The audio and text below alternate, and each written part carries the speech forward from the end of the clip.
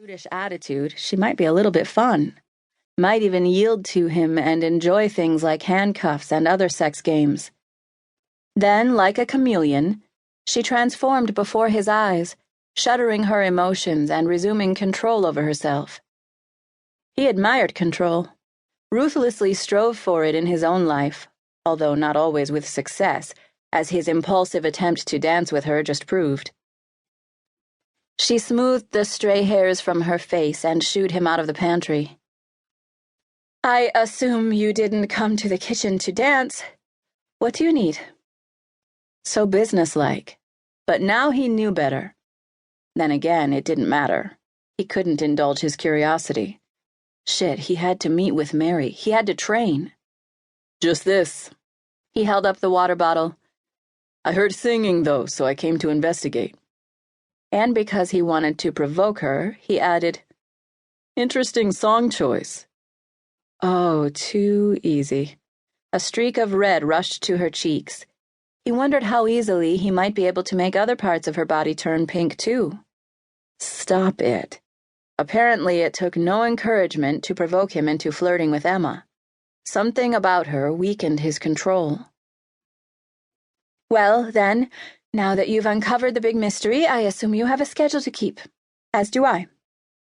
She folded her arms in front of her body and offered him an ever so polite, yet placating smile. "That I do." He nodded, knowing he should feel grateful that she didn't encourage his interest. Of course, gratitude did not wash over him. He left the kitchen, going directly to the hexagonally shaped parlor near the front of the inn, where Mary and the crew were already seated and looking over the shooting schedule. "Oh, good, you're here." Mary handed him a schedule, a gray and white grid with daily sunrise and sunset times, location designations, and other information. "It's really important that we adhere to the schedule in order to avoid cost overruns or missing certain shots and so on." Mary smiled, a tight grin. In truth, she made him a little nervous. He could sense her ambition from 100 yards away, which made him very aware that he was just a means to an end. "I understand the importance of a schedule," Wyatt replied. He pointed at the words "establishing shots" on the calendar. "What's this mean? I thought we did that back in Vermont with my mom." "Those are needed every time we change the setting." Mary waved around the inn. "I need Jim to get outside shots of this inn, the signage, maybe a few shots around town, and the view of the mountain. We should get some inside shots, too, to show where you're living, eating, exercising. You know, to orient people and give them a peek into where you are." "So am I off the hook for a while?" Wyatt wanted to check on Ryder and maybe take a walk around the town to get himself oriented, too.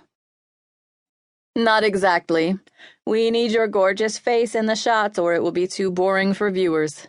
They'll want to see and hear your reaction to the surroundings," Mary began, one brow cocked. "Such as they are." Just then Emma strode through the lobby with a clipboard and a baggy purse. Apparently baggy summed up her sense of style. Naturally, she didn't meet his gaze, choosing instead to look at Mary. "Excuse me, sorry to interrupt, but I'm headed out to grab a few things. If you need anything while I'm out, Andy is around and can help you." She smiled when she said Andy's name, just as she'd smiled at the guy earlier when he'd arrived. Wyatt wondered if they were more than boss and employee. Then he wondered why he cared. "We're good," he answered before checking with the others. She nodded and continued outside. He watched her through the parlor window as she skipped down the porch steps and jogged toward her car, efficient, focused, and completely disinterested in him. Mary snapped her fingers, drawing his attention, and speared him with an impatient stare. "Let's focus so we can get something more than unpacking accomplished today." Snippy much? He'd better not get on her bad side.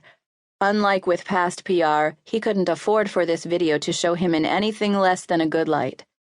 Some guys might have loved the reputation he'd previously, if somewhat undeservedly, earned, but at heart, Wyatt didn't think of himself as a superficial adrenaline junkie. He wanted admiration for his skill and dedication, not for his looks or the women in his life.